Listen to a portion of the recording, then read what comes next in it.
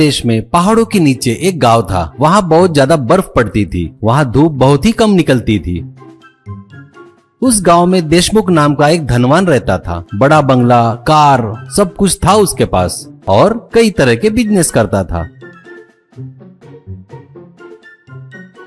उसका एक लड़का था, उसका नाम था लड्डू। वो बहुत ही बेवकूफ था, लेकिन खुद को बहुत ज्यादा समझदार मानता था। ठंड से बचने के लिए वहाँ के लोग गर्म कपड़े पहनते थे। गरीब लोग लकड़ियां जलाकर आग सेकते थे और देशमुख जैसे धनवान लोग हीटर लगाकर ठंड से बचते थे। पर हर महीने करंट का बिल बहुत ज्यादा आता था। हर महीने करंट का बिल ऑफिस वाला आकर मीटर से बिल निकालकर देशमुख को देता था। वो बिल देखकर वो घबरा जाता था। एक दिन करंट वाला आकर बिल देकर जाता है। वो देखकर देशमुख, हे भगवान, इतना बिल कैसा आया? ऐसा ही रहा तो अपने को घरदार सब कुछ बेचना पड़ेगा। तेरी वजह से ही इतना बिल आया है। जब देखो तब हीटर चालू रखती हो करके पत्नी पर चिल्लाता है। पत्नी, मैं अकेले ही हीटर चलाकर बैठती क्या? सभी लोग तो हीटर चलाते हैं घर में और आप तो बगैर हीटर के 1 मिनट भी नहीं रह सकते और मुझे बोल रहे हो? हमेशा मुझे ही डांटते हो। मैं ही मिलती हूँ क्या आपको हमेशा? ऐसा कहती है लड्डू। हाँ पिताजी, सभी लोग हीटर जलाते हैं, आप सिर्फ माँ को ही क्यों कहते हो? और आपके पास तो बहुत सारा पैसा है ना, फिर करंट के बिल से क्यों डरते हो आप? देशमुख, हाँ रे, तेरे को क्या, तेरा बाप बहुत सारा पैसा कमा कर रखा है ना, इसलिए ऐसी बातें कर रहा है तू। लेकिन मेरे पिताजी ने मुझे कुछ भी नहीं दिया। आज जो कुछ भी है ना, मैंने मेरी मेहनत से कमाया है। करंट का बिल अगर इतना ज्यादा आया तो देख के डरू नहीं क्या? खुशी के मारे उछल कूद करूँ क्या? कहकर गुस्से से चला गया। ये सुनकर लड्डू विचार में पड़ गया। क्यों पिताजी ऐसे गुस्से से बात कर रहे हैं? उनको करंट के बिल का टेंशन है ना। मैं कुछ न कुछ करके करंट का बिल कम आना ऐसा करूंगा।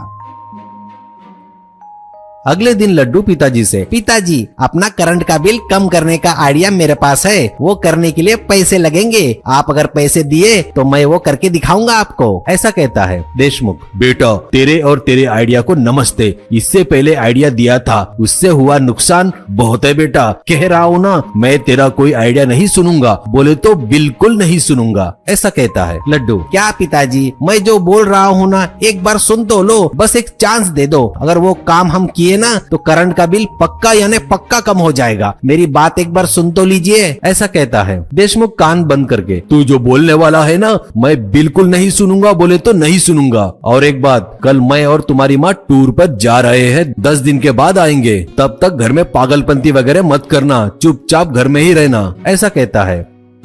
और अगले दिन देशमुख और उसकी पत्नी टूर पर चले गए।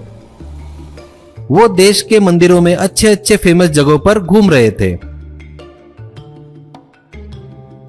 एक दिन लड्डू पिताजी को फोन करके, पिताजी, आप लोग कब आ रहे हो? और मैं आप लोगों की राह देख रहा हूँ। ऐसा कहता है देशमुख। अच्छा बेटा, हमारे ऊपर इतना प्यार आ रहा है तुझे, मतलब तूने कुछ जरूर उल्टा सीधा काम किया होगा वहाँ पर, तू तभी ही ऐसी बातें करता है। अच्छा, तो क्या कर दिया अभी बता? कहता है लड्डू। वाह पिताजी, आप तो जीनियस हो, बरोबर पहचान लेते मुझे। हाँ, मैंने एक काम किया है, वो आप कब आओगे और कब देखोगे करके मैं बड़ी आतुरता से आपका इंतजार कर रहा हूँ। आप आकर देखेंगे ना तो चौंक जाओगे, मेरी तारीफ किए बगैर नहीं मानोगे। ऐसा बोलता है देशमुख। बाप रे, क्या किया रे तूने अभी? ठीक है, हम लोग परसों आ रहे हैं, अब फोन रख। ऐसा कहता है।